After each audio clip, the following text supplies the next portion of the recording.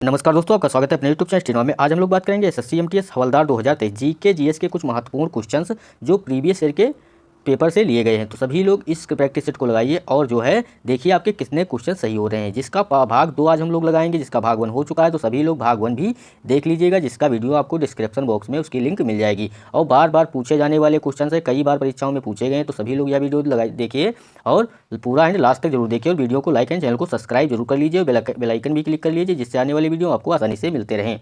पहला प्रश्न दिया गया है, इसमें जो 25 क्वेश्चन उस वीडियो में हो चुके थे, इसका आज 26 नंबर क्वेश्चन है। विधानसभा का सदस्य बनने के लिए न्यूनतम आय कितनी होनी चाहिए? तो विधानसभा का सदस्य बनने के लिए न्यूनतम आय कितनी होनी चाहिए? ऑप्शन ए 25 वर्ष, ऑप्शन बी 30 वर्ष, ऑप्शन सी 35 वर्ष, ऑप्शन डी 21 वर्ष। तो सही उत्तर इसमें क्या होगा? सही उत्तर होगा ऑप्शन नंबर, क्या होगा सही उत्तर? ऑप्शन नंबर ए 25 वर्ष। क्या होना चाहिए? 25 वर्ष जो है विधानसभा का सदस्य बनने के लिए कितनी आयु होनी चाहिए? तो 25 वर्ष होनी चाहिए। और यहाँ पर जो दिया गया 30 वर्ष, 30 वर्ष किसके लिए होनी चाहिए? तो राज्यसभा का सदस्य बनने के लिए कितनी होनी चाहिए? राज्यसभा या विधानसभा राज्यसभा या विधान परिषद का सदस्य बनने के लिए कितनी होनी चाहिए? तो आपको पता होगा 30 वर्ष होनी चाहिए। 35 वर्ष किसके लिए उम्र होनी चाहिए? तो भारत के राष्ट्रपति, भारत के उपराष्ट्रपति, किसी राज्य के राज्यपाल के लिए कितनी होनी चाहिए? तो 35 वर्ष होनी चाहिए। 21 वर्ष किसके लिए होनी चाहिए? तो 21 वर्ष जो है सरपंच के लिए होनी चाहिए। 25 वर्ष लोकसभा का सदस्य, विधानसभा का सदस्य, भारत का प्रधानमंत्री या मुख्यमंत्री के लिए कितनी होनी चाहिए? तो 25 वर्ष। और 30 वर्ष राज्यसभा का सदस्य, विधान परिषद का सदस्य, या 35 वर्ष के लिए भारत के राष्ट्रपति, भारत के उपराष्ट्रपति या किसी राज्य के राज्यपाल के लिए 35 वर्ष। 21 वर्ष किसके लिए? तो सरपंच के लिए। आपको कॉपी में नोट करते रहना है। अगला प्रश्न, और कई बार परीक्षाओं में पूछा गया क्वेश्चन है, भारतीय संविधान की कौन सी अनुसूची संघ और राज्यों के बीच शक्तियों के विभाजन से संबंधित है? तो कौन सी अनुसूची संघ और राज्यों के बीच शक्तियों के विभाजन से संबंधित है? पूछा गया। ऑप्शन ए 6ठी अनुसूची, ऑप्शन बी 7वीं, ऑप्शन सी 8वीं अनुसूची, ऑप्शन डी 9वीं अनुसूची। तो सही उत्तर इसमें क्या होगा? आपसे पूछा गया है, तो सही उत्तर इसमें क्या होगा? ऑप्शन नंबर बी 7वीं अनुसूची जो है संघ और राज्यों के बीच शक्तियों के विभाजन से संबंधित है। अब इसमें दिया गया ऑप्शन ए 6ठी अनुसूची। 6ठी अनुसूची किससे संबंधित है? तो असम, मेघालय, त्रिपुरा और मिजोरम राज्यों में जनजातीय क्षेत्रों के प्रशासन के रूप में प्रावधान। तो 6ठी अनुसूची में आपको याद रखना है असम, मेघालय, त्रिपुरा और मिजोरम राज्यों में जनजातीयों क्षेत्रों के प्रशासन के रूप में प्रावधान करता है। 8वीं अनुसूची में क्या है? तो भाषाएं हैं। क्या हैं? 8वीं अनुसूची में भाषाएं हैं, आपको याद रखना है। 8वीं अनुसूची में क्या है? तो भाषाएं दी गई हैं। और इसमें जो दिया गया है 9वीं अनुसूची, 9वीं अनुसूची किससे संबंधित है? तो कुछ अधिनियमों, 9वीं अनुसूची में क्या दिया गया? कुछ अधिनियमों और विनियमों का सत्यापन किसमें दिया गया है? तो 9वीं अनुसूची में दिया गया है। अगला प्रश्न पूछा गया है, नियंत्रक एवं महालेखा परीक्षक, जिसे क्या कहते हैं? सीएजी, का वेतन और सेवा शर्त कौन तय करता है? तो नियंत्रक एवं महालेखा परीक्षक जिसे कहते हैं का वेतन और सेवा शर्त कौन तय करता है? तो आपसे पूछा गया है, इसका सही उत्तर क्या होगा? ऑप्शन ए राष्ट्रपति, ऑप्शन बी संसद, ऑप्शन सी केंद्रीय सरकार, ऑप्शन डी भारत की संचित निधि। तो सही उत्तर क्या होगा? सही उत्तर होगा ऑप्शन नंबर बी संसद। क्या होगा सही उत्तर? ऑप्शन नंबर बी संसद होगा। यह वीडियो बहुत ही महत्वपूर्ण है, तो सभी लोग इस वीडियो को जरूर देखें और पूरा एंड लास्ट तक देखें। और वीडियो को लाइक नहीं किया तो लाइक कर लें, और चैनल को सब्सक्राइब नहीं किया तो चैनल को सब्सक्राइब जरूर कर लें। इस वीडियो से आपको सीधे पेपर में क्वेश्चंस मिलेंगे। क्वेश्चन नंबर 29 दिया गया है, जनगणना 2011 के अनुसार निम्नलिखित में से किन राज्यों में जनगणना 2011 के अनुसार निम्नलिखित में से किन राज्यों में साक्षरता दर सबसे अधिक है? पूछा गया है 2011 की जनगणना के अनुसार निम्नलिखित में से किन राज्यों में साक्षरता दर सबसे अधिक है? Option A Maharashtra, option B Delhi, option C Kerala, option D Tamil Nadu. तो सही उत्तर इसमें आपको बताना है क्या होगा? जल्दी से सभी लोग इसका उत्तर बताएंगे क्या होगा? सही उत्तर होगा option number C Kerala. Kerala में जो है साक्षरता दर जनगणना 2011 के अनुसार सबसे अधिक है। अगला प्रश्न दिया गया है, उन भाषाओं में से एक है जिसमें एक समकालीन भारतीय मुद्रा नोट के पीछे मूल्य वर्ग मुद्रित होता है। तो ऑप्शन ए बर्मी, option B Sinhali, option C Nepali, option D Dzongkha. तो सही उत्तर इसमें क्या होगा? सही उत्तर होगा option number D Dzongkha. Dzongkha उन भाषाओं में से एक है जिसमें एक समकालीन भारतीय मुद्रा नोट के पीछे मूल्य वर्ग मुद्रित होता है। बहुत ही इंपॉर्टेंट क्वेश्चन है। अगला प्रश्न, आर्थिक योजना निम्न में से किस अर्थव्यवस्था की आवश्यक विशेषता है? तो आर्थिक योजना निम्न में से किस अर्थव्यवस्था की एक आवश्यक विशेषता है? तो इसका सही उत्तर बताना है क्या होगा? ऑप्शन ए समाजवादी अर्थव्यवस्था, ऑप्शन बी पूंजीवादी अर्थव्यवस्था, ऑप्शन सी दोहरी अर्थव्यवस्था, ऑप्शन डी मिश्रित अर्थव्यवस्था। तो सही उत्तर इसमें क्या होगा? सही उत्तर होगा ऑप्शन नंबर ए समाजवादी अर्थव्यवस्था। क्या होगा सही उत्तर? तो ऑप्शन नंबर ए इसका सही उत्तर होगा। अगला प्रश्न देखते हैं। अगला प्रश्न दिया गया है, निम्नलिखित में से किसने 1939 में फॉरवर्ड ब्लॉक की स्थापना की गई थी? तो पूछा गया है निम्नलिखित में से किसने फॉरवर्ड ब्लॉक की स्थापना की थी 1939 में? ऑप्शन दिया गया है महात्मा गांधी, ऑप्शन बी सरदार वल्लभ भाई Patel, option C Subhash Chandra Bose, option D Jawaharlal Nehru. तो सही उत्तर इसमें क्या होगा? जल्दी से सभी लोग इसका उत्तर बताना है। क्या होगा सही उत्तर? ऑप्शन नंबर सी सुभाष चंद्र बोस ने 1939 में फॉरवर्ड ब्लॉक की स्थापना की थी। तो किसने की थी? तो 1939 में फॉरवर्ड ब्लॉक की स्थापना सुभाष चंद्र बोस ने की थी। अगला प्रश्न, और जो है उन्होंने कलकत्ता में फॉरवर्ड ब्लॉक की स्थापना की थी। तो पूछा जाए कहाँ की थी? तो कलकत्ता में। उन्होंने 1943 में सिंगापुर में भारतीय सेना आज़ाद हिंद फौज की कमान संभाली और वहाँ एक भारतीय अंतरिम सरकार की स्थापना की।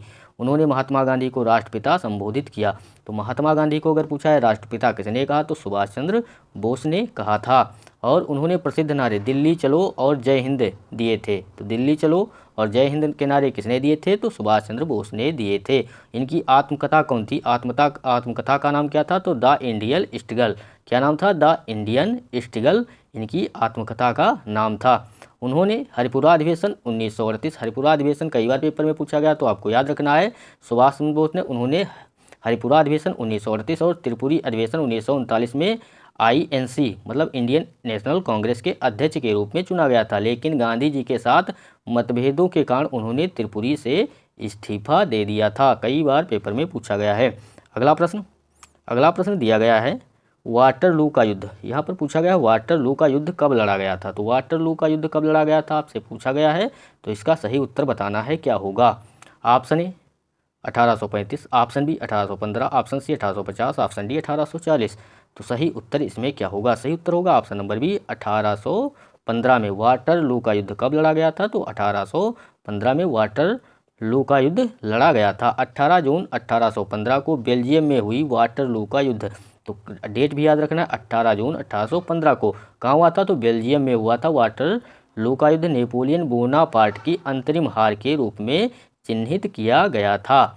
अगला प्रश्न पूछा गया है 1556 ईस्वी में पानीपत का द्वितीय युद्ध निम्नलिखित में से किनके बीच लड़ा गया था?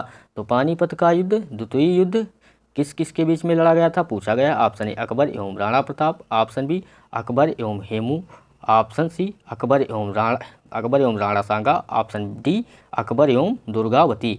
तो सही उत्तर बताना है आपको। इसमें क्या होगा? सही उत्तर होगा ऑप्शन नंबर बी अकबर एवं हेमू के बीच 1556 ईस्वी में पानीपत का द्वितीय विश्व युद्ध लड़ा गया था। तो पानीपत का द्वितीय युद्ध कब लड़ा गया था? तो 1556 में। किसके बीच लड़ा गया था? तो अकबर एवं हेमू के बीच लड़ा गया था। अगला प्रश्न, दिल्ली सल्तनत के समय में सामाजिक पार्टियों और शराब पर किसने प्रतिबंध लगाया था? तो दिल्ली सल्तनत के समय में सामाजिक पार्टियों और शराब पर किसने प्रतिबंध लगाया था पूछा गया है। तो आपको इसका सही उत्तर बताना है। क्या होगा? Option A Alauddin Khilji, option B Jalaluddin Firoz Khilji, option C Shihabuddin Masud, option D Juna Mohammad Khilji. तो सही उत्तर इसमें क्या होगा? सही उत्तर होगा option number A Alauddin Khilji. सही उत्तर क्या होगा? ऑप्शन नंबर ए इसका सही उत्तर होगा। अगला प्रश्न पूछा गया हार्नबिल त्यौहार। क्या दिया गया है? हार्नबिल त्यौहार मनाए जाने वाले महत्वपूर्ण त्योहारों में से एक है। तो किस प्रदेश में मनाया जाता है हार्नबिल त्यौहार? ये पूछा गया है। तो सही उत्तर बताना है आपको। क्या होगा? Option A Arunachal Pradesh, option B Nagaland, option C Mizoram, option D Meghalaya. तो सही उत्तर इसमें क्या होगा? सही उत्तर होगा ऑप्शन नंबर बी नागालैंड में हार्नबिल त्यौहार मनाया जाता है। हार्नबिल त्यौहार नागालैंड के सबसे महत्वपूर्ण त्योहारों में से एक है। यह हर साल 1 से 7 दिसंबर तक मनाया जाता है। तो आपको याद रखना है कब से कब तक? तो 1 से 7 दिसंबर तक मनाया जाता है। यह नागा सैन्य दल द्वारा मनाया जाता है। तो किसके द्वारा मनाया जाता है? तो नागा सैन्य दल द्वारा मनाया जाने वाला जो है त्यौहार है। अगला प्रश्न, और सभी लोग वीडियो को लाइक ज़रूर कर लें। जो लोग वीडियो को लाइक नहीं किए हैं तो लाइक कर लें, और चैनल को सब्सक्राइब नहीं किए हैं तो चैनल को सब्सक्राइब जरूर कर लीजिए। जो लोग चैनल को सब्सक्राइब नहीं किए हैं तो चैनल को सब्सक्राइब कर लीजिए, और जो वीडियो को लाइक नहीं किए हैं तो वीडियो को लाइक ज़रूर कर लीजिए। क्वेश्चन दिया गया है जलवायु परिवर्तन प्रदर्शन सूचकांक 2023 में भारत का रैंक क्या है? तो जलवायु परिवर्तन प्रदर्शन सूचकांक 2023 में भारत की रैंक क्या है? तो सभी लोग इसका सही उत्तर बताएंगे क्या होगा। ऑप्शन दिया गया है 10वां, ऑप्शन बी 9वां, ऑप्शन सी 8वां, ऑप्शन डी 5वां। तो सही उत्तर क्या होगा? सही उत्तर होगा ऑप्शन नंबर सी 8वां। कितनी रैंक है जलवायु परिवर्तन प्रदर्शन सूचकांक में? तो 8वीं रैंक है, आपको याद रखना है। अगला प्रश्न, एफडीआई का पूर्ण रूप क्या है? तो इसमें पूछा गया है एफडीआई का पूर्ण रूप क्या है, आपको बताना है इसका सही उत्तर क्या होगा। जल्दी से सभी लोग इसका सही उत्तर बताएंगे क्या होगा। एफडीआई का पूर्ण रूप पूछा गया है, तो जल्दी से सभी लोग इसका उत्तर बताएंगे क्या होगा। ऑप्शन ए संघीय निवेश विभाग, ऑप्शन बी वन विकास सूचकांक, ऑप्शन सी संघीय जांच विभाग, ऑप्शन डी विदेश प्रत्यक्ष निवेश। तो सही उत्तर इसमें क्या होगा? सही उत्तर होगा ऑप्शन नंबर डी विदेशी प्रत्यक्ष निवेश। क्या होगा सही उत्तर? एफडीआई का पूर्ण रूप क्या होगा? तो ऑप्शन नंबर डी विदेशी प्रत्यक्ष निवेश इसका सही उत्तर होगा। अगला प्रश्न पूछा गया है, इनमें से किसकी स्थापना भारत में श्वेत क्रांति से संबंधित है? तो इनमें से किसकी स्थापना भारत के में श्वेत क्रांति से संबंधित है, आपसे पूछा गया है। तो सही उत्तर इसका क्या होगा? Option A Mother Dairy, option B Paras, option C Saras, option D Amul. तो सही उत्तर इसमें क्या होगा? जल्दी से सभी लोग इसका सही उत्तर बताएंगे क्या होगा। सही उत्तर ऑप्शन नंबर डी अमूल होगा। क्या होगा सही उत्तर? ऑप्शन नंबर डी अमूल होगा। भारत में श्वेत क्रांति अमूल की स्थापना से संबंधित है। अमूल भारत में एक डेयरी सहकारी समिति है जो गुजरात के आणंद में स्थित है। कहाँ स्थित है? गुजरात के आणंद में स्थित है। श्वेत क्रांति के माध्यम में अमूल ने भारत का दूध और दूध उत्पादों का दुनिया का सबसे बड़ा उत्पादक बना दिया है। तो सही उत्तर क्या होगा? ऑप्शन नंबर डी इसका सही उत्तर होगा।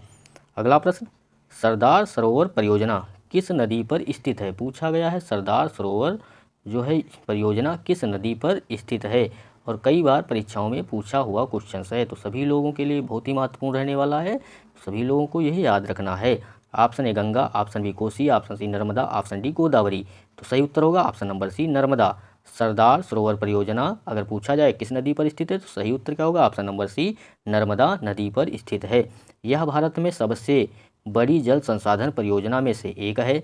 इसमें 4 प्रमुख राज्य जो आपको याद रखना है, महाराष्ट्र, मध्य प्रदेश, गुजरात और राजस्थान शामिल हैं। इसे नर्मदा नदी पर बनाया गया था। तो किस नदी पर बनाया गया था? नर्मदा नदी पर। आपको इसके 4 प्रमुख राज्य याद रखना है, महाराष्ट्र, मध्य प्रदेश, गुजरात और राजस्थान शामिल हैं। अगला प्रश्न पूछा गया है, नाथुला दर्रा भारत और उसके किस पड़ोसी देश से जोड़ता है? तो नाथुला दर्रा भारत को किस पड़ोसी देश से जोड़ता है, आपको बताना है इसका सही उत्तर क्या होगा। Option A Nepal, option B Bangladesh, option C Bhutan, option D चीन। तो सही उत्तर क्या होगा? सही उत्तर होगा ऑप्शन नंबर डी, इसका सही उत्तर चीन होगा। नाथुला दुनिया की सबसे ऊंची वाहन योग्य सड़कों में से एक है। जो नाथुला है दर्रा, यह दुनिया की सबसे ऊंची वाहन योग्य सड़कों में से एक है। यह भारत तिब्बत सीमा का पर समुद्र तल से 14,450 फीट ऊपर स्थित है। अगला प्रश्न पूछा गया है, कुंडनकुलम प्रसिद्ध है। तो कुंडनकुलम प्रसिद्ध है, किस लिए प्रसिद्ध है, आपसे पूछा गया है। ऑप्शन ए परमाणु ऊर्जा संयंत्र, ऑप्शन बी ताप विद्युत संयंत्र, ऑप्शन सी जैव आरक्षित क्षेत्र, ऑप्शन डी तमिलनाडु में प्रमुख बंदरगाह। तो सही उत्तर इसमें क्या होगा? जल्दी से सभी लोग इसका सही उत्तर बताएंगे क्या होगा। ऑप्शन नंबर ए इसका सही उत्तर होगा, परमाणु ऊर्जा संयंत्र के लिए कुंडनकुलम प्रसिद्ध है। अगला प्रश्न, भारत की निम्नलिखित में से कौन सी नदी 2 बार कर्क रेखा से होकर बहती है? तो भारत की निम्नलिखित में से कौन सी नदी 2 बार कर्क रेखा से होकर बहती है? बहुत ही इंपॉर्टेंट क्वेश्चन है, कई बार पेपर में पूछा गया क्वेश्चन है। Option A Mahi, option B Chambal, option C Narmada, option D इनमें से कोई नहीं। तो सही उत्तर होगा ऑप्शन नंबर ए, माही नदी जो है वो कर्क रेखा को कितनी बार काटती है? तो 2 बार काटती है। कई बार पेपर में पूछा गया क्वेश्चन है, आपको ये याद रखना है। अगला प्रश्न दिया गया है, बुद्ध की शिक्षाओं का सबसे पुराना संग्रह किस भाषा में है? तो बुद्ध की शिक्षाओं का सबसे पुराना संग्रह किस भाषा में है पूछा गया है। तो option A Sanskrit, option B Magadhi, option C Prakrit, option D Pali. तो सही उत्तर क्या होगा? सही उत्तर होगा ऑप्शन नंबर डी, पाली इसका सही उत्तर होगा। अगला प्रश्न, निम्नलिखित में से किस शासक ने मस्जिद 2.5 दिन का झोपड़ा का निर्माण कराया था? तो 2.5 दिन के झोपड़े का निर्माण किस शासक ने कराया था पूछा गया है। जल्दी से सभी लोग इसका उत्तर बताएंगे क्या होगा। Option A Balban, option B Ibrahim Lodi, option C Iltutmish, option D Qutubuddin Aibak. तो सही उत्तर क्या होगा? सही उत्तर option number D Qutubuddin Aibak इसका सही उत्तर होगा। 2.5 दिन का झोपड़ा किसने बनाया था? तो कुतुबुद्दीन ऐबक ने बनवाया था। अगला प्रश्न पूछा गया है, जनवरी 1931 में महात्मा गांधी के जेल से रिहा होने के बाद कांग्रेस नेताओं ने आगे की कार्रवाई की योजना बनाने के लिए कहाँ में बैठक की? तो आपको बताना है कहाँ बैठक की थी। Option A Surat, option B Allahabad, option C Calcutta, option D Lahore. तो सही उत्तर क्या होगा? सही उत्तर ऑप्शन नंबर बी इलाहाबाद होगा। क्या होगा सही उत्तर? तो ऑप्शन नंबर 20 का सही उत्तर इलाहाबाद होगा। जनवरी 1931 में महात्मा गांधी के जेल से रिहाई होने के बाद कांग्रेस नेताओं ने आगे की कार्रवाई की योजना बनाने के लिए इलाहाबाद में बैठक की थी। तो सही उत्तर ऑप्शन नंबर ए इसका ऑप्शन नंबर 20 का सही उत्तर इलाहाबाद होगा। अगला प्रश्न पूछा गया है, 1926 में भगत सिंह निम्नलिखित में से किस संगठन के पहले सचिव थे? तो 1926 में भगत सिंह निम्नलिखित में से किस संगठन के पहले सचिव थे? तो आपको इसका उत्तर बताना है क्या होगा। जल्दी से सभी लोग इसका सही उत्तर बताएंगे क्या होगा। Option A Ghadar party, option A Punjab Hindu Sabha, option C Indian socialist democratic union, option D Naujawan Bharat सभा। तो सही उत्तर इसका क्या होगा? सही उत्तर होगा option number D Naujawan Bharat सभा। भगत सिंह ने मार्च 1926 में नौजवान भारत सभा की स्थापना की थी। इस संगठन का उद्देश्य क्या था? इस संगठन का उद्देश्य था किसानों और श्रमिकों को रैली करके ब्रिटिश शासन के खिलाफ क्रांति को प्रोत्साहित करना था। अगला प्रश्न पूछा गया है, निम्नलिखित में से कौन सी गुफा 29 बौद्ध गुफा मंदिरों की श्रृंखला है? तो निम्नलिखित में से कौन सी गुफा 29 बौद्ध गुफा मंदिरों की श्रृंखला है? आपसे पूछा गया है। तो आपको बताना है इसका सही उत्तर क्या होगा। जल्दी से सभी लोग इसका सही उत्तर बताएंगे क्या होगा। और जो लोग वीडियो को लाइक नहीं किए हैं तो लाइक कर लें, और चैनल को सब्सक्राइब नहीं किए हैं तो चैनल को सब्सक्राइब जरूर कर लीजिए, जिससे और बेल आइकन भी क्लिक कर लीजिए, जिससे आने वाली वीडियो आपको आसानी से मिलते रहें। ऑप्शन ए एलोरा की गुफाएं, ऑप्शन बी अजंता की गुफाएं, ऑप्शन सी बराबर की गुफाएं, ऑप्शन डी एलिफेंटा की गुफाएं। तो सही उत्तर क्या होगा? सही उत्तर ऑप्शन नंबर बी अजंता की गुफाएं। जो अजंता की गुफाएं 29 बौद्ध गुफा मंदिरों की श्रृंखला है। सही उत्तर ऑप्शन नंबर बी इसका सही उत्तर होगा अजंता की गुफाएं।